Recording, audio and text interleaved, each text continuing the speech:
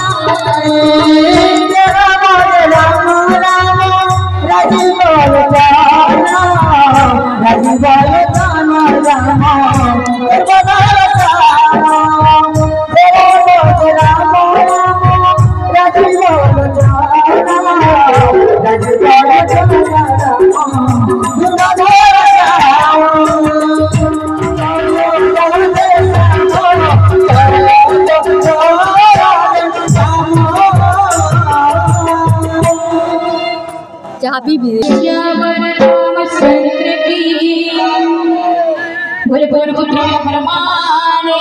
जय हो कृष्ण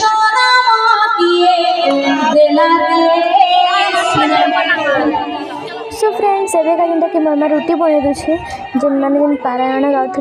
से लगे यहाँ रुटी आउ तरकारी बनाऊली मोर माँ देखिपारे आमटा राति 3 बाजीगला आम डांस फेन्स करना देखिपारे बहुत भिड़ होते आवे कण कि सब अधिकांश लोग जिते लोग आसते सब गले ना अधा लोग जीवे निजे बार्ताली फाइनली कण कि काली इनर पैंट सेल पानी कि मोर भॉइस भी चेंज होगला पूरा पूरी जर होगला मत